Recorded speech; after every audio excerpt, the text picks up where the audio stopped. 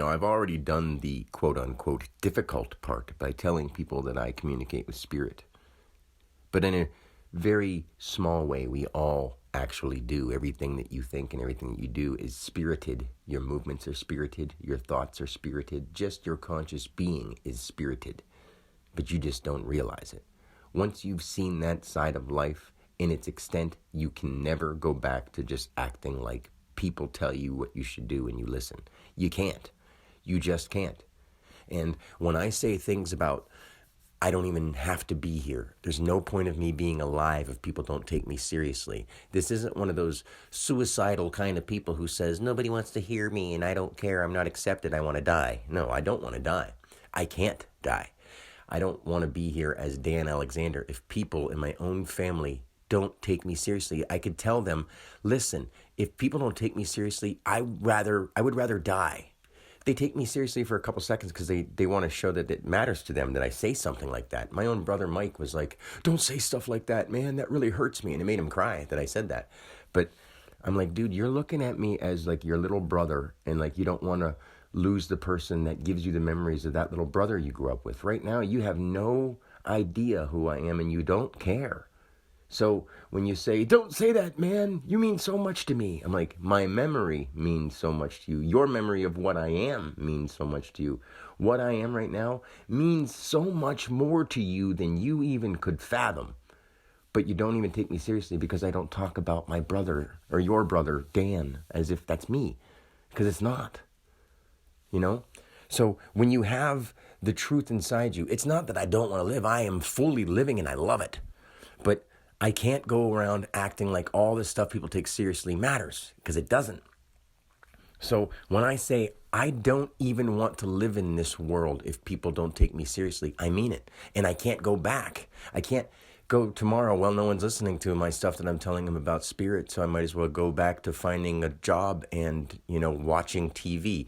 How dumb does that sound? It sounds like taking a billion steps backwards. When you've truly woken up, you don't take that as an insult. You go, holy shit, he's right. How the hell did I ever get so low mentalityed to sit and watch TV and think that I need to have sex and think that I want a hamburger and think that some ice cream would be good right now? All those things could be true, but they shouldn't pull you so hard that you've got to do them. You need them. But then on top of it, we got stuff that we don't need to do at all, that we're forced to do, that we feel that we have to do. We got to go out and we got to, like, as soon as you're born, you're obligated to school. As soon as you're born, you're obligated to eventually contribute to an economy, which is failed, which is ran by people who don't care about you. So from the moment you're born, people that don't care about you will eventually own you. In a weird way, it's kind of true until you take control of ownership of your actions, thoughts, and everything you do. And if you can't do that, and be brave enough to do it. Now, like I said, I was brave enough. Like, it's a hard thing to tell people truthfully that you speak to spirit, that God is within you. That's a very scary thing, because when it's true to you, it takes a long time for you to actually say it and mean it.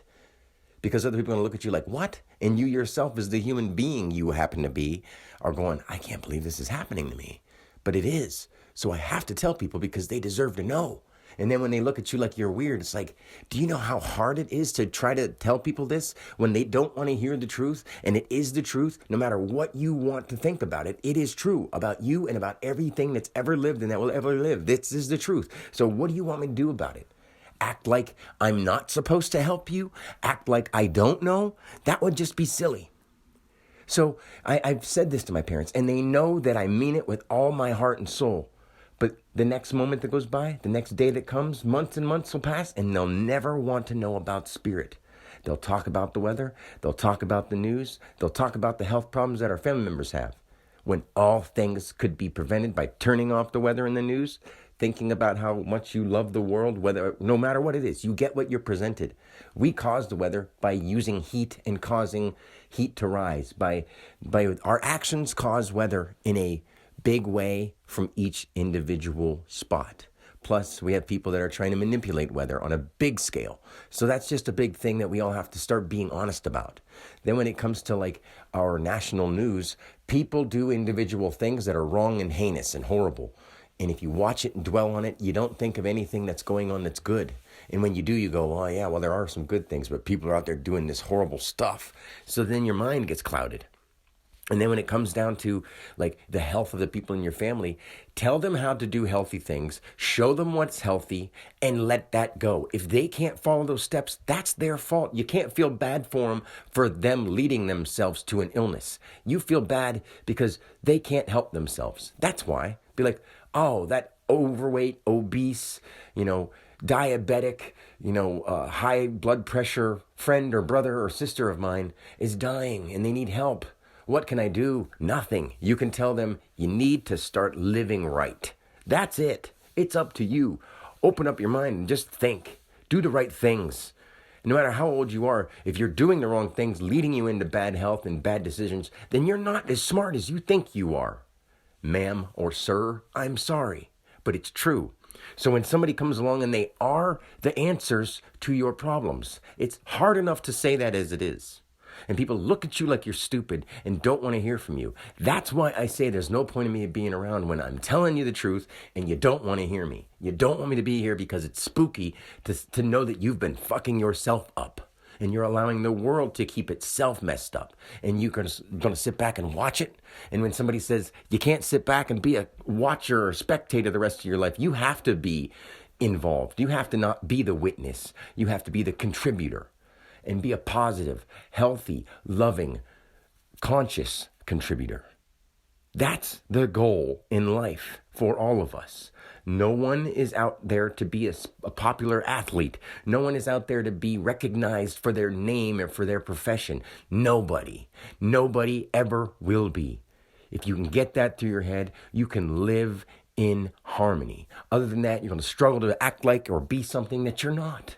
You're just going to try to qualify to yourself first. Because whether you think you're trying to qualify for somebody else, that need to qualify for them is the thing inside of you that is coming first. So you're trying to satisfy yourself first by thinking you can satisfy that other person that you think you're putting first. You're always first. Because if you think someone else is first, it's your feeling about them that makes it feel that way. So therefore, you're still first. If you hate your life, it's because you're feeling about the world around you that made you feel that way about your life. So you're still coming first, no matter where you look at it from. Once you get that, you realize that you're negative, you're positive, and your in-betweens are all you. Work on that, okay?